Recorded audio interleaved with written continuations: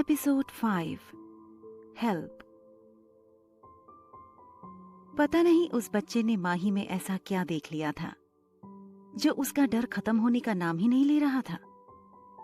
उसने फिर से कमरे का मुआयना किया और 2-3 बार जोर से चिल्लाई, हेल्प हेल्प। लेकिन बाहर म्यूजिक का वॉल्यूम बहुत हाई था, इसलिए वो जानती थी कि कोई उसे सुन नहीं पाएगा। म्यूजिक के खत्म होने का इंतजार करना ही बेहतर ऑप्शन था। अब वो बच्चा और ज्यादा ना डरे, इसलिए माही बिना कुछ बोले उसके पास बैठ गई और अपनी आंखें बंद कर लीं। उसके सिर पर चोट लगने से उसका सिर घूम रहा था। कुछ देर बाद माही को अपने पैर पर गर्माहट महसूस हुई। वो नन्हा बच्चा उसकी ड्रेस का एक सिरा पकड़े उसके पैर से चिपका हुआ था। माही ने किसी तरह अपनी हंसी रोक रखी थी। माही ने बचपन में एक बिल्ली पाली थी। वो बिल्ली बहुत डरपोक थी और किसी भी स्ट्रेंजर को देखने पर डर जाती थी। लेकिन जब कोई उस पर ध्यान नहीं दे रहा होता तो वो धीरे धीरे उस इंसान के पास आ जाती थी। वो बच्चा बिल्कुल माही की बिल्ली जैसी हरकतें कर रहा था। यहां तक कि माही को उसके चेहरे के एक्सप्रेशंस भी बिल्ली की तरह लग रहे थे। माही को सालों से बच्चों में कोई इंटरेस्ट नहीं था। वो अब अपने इमोशंस को कंट्रोल में रखती थी। अपने सपने तक पहुंचने के लिए उसके लिए जरूरी था। पर इस बच्चे की मासूमियत देखकर वो उसका सिर सहलाने से खुद को रोक नहीं पाई। बच्चे का माथा बहुत गर्म था। अरे, तुम्हें तो बुखार है? उसने पूछा। बच्चा उसकी बात को नजरअंदाज करके लेटा रहा। माही जानती थी कि प्रिया उसे ऑडिशन से पहले बाहर नहीं निकालेगी, लेकिन तब तक इस बच्चे का फीवर। वो उस बच्चे को वहां से बाहर निकालने का आइडिया सोचने लगी। अचानक उसकी नजर उस वेंटिलेटर पर पड़ी जहां से पहले रोशनी आई थी। वेंटिलेटर छोटा था, वो नहीं निकल सकती थी, लेकिन उससे वो बच्चा तो उस रास्ते से बाहर जा सकता था। वो वेंटिलेटर बहुत ज्यादा ऊपर नहीं था, लेकिन माही उस बच्चे को उठाकर वहां तक पहुंचा भी नहीं सकती थी। इसलिए उसने वहां पड़े 3 बड़े डब्बों को वेंटिलेटर के ठीक नीचे लगा दिया। उसने बच्चे को आवाज दी, सुनो, इधर आओ, मैं यहां से निकलने में तुम्हारी मदद करती हूं। वो लड़का माही के पास आया। उसने गर्दन नामे हिलाकर माही को और कसकर पकड़ लिया। वो इस बार बच्चे के रिएक्शन समझ गई थी। माही उसके मन की बात समझकर मुस्कुराई और उसके गाल खींचकर बोली, तुम क्या चाहते हो? हम दोनों यहां सड़ते रहें? तुम मेरी चिंता मत करो, जल्दी बाहर निकलो और किसी को मेरी हेल्प के लिए बुलाओ। बच्चे की हिचकिचाहट देखकर माही ने उसे उठाकर सीढ़ी पर चढ़ा दिया।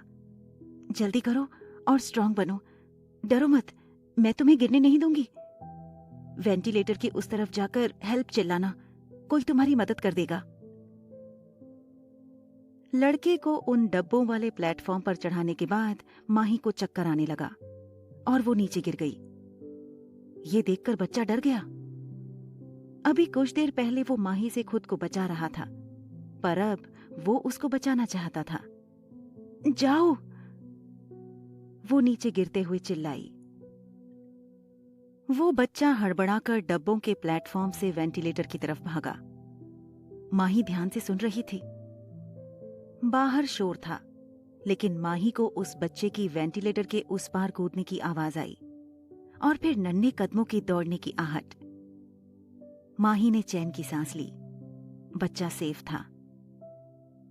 वो वेंटिलेटर के नीचे वाली जमीन पर पड़ी हुई थी।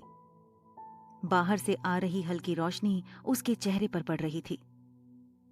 उसका सफेद कुर्ता जमीन पर जमी धूल से गंदा हो गया था, पर इस हालत में भी वो बेहद खूबसूरत लग रही थी।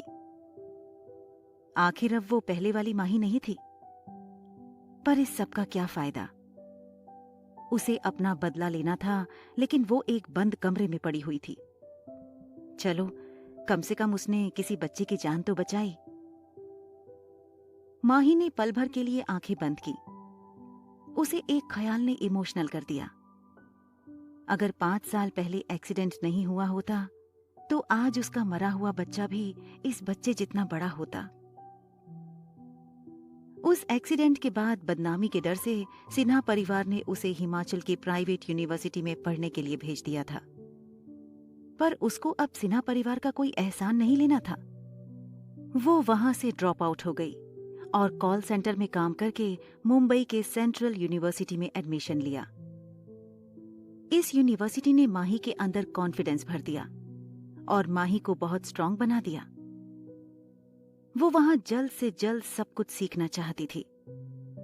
वो रागिनी से हर वो चीज वापस पाना चाहती थी जो उससे छिन गई थी, जिस पर उसका हक था। एक्टिंग उसका सबसे बड़ा सपना था और माही अब अपने उसी बिखरे हुए सपने को पूरा करना चाहती थी जो उसने युवराज को पाने के लिए पीछे छोड़ दिया था। माही ने बहुत स्ट्रगल किया।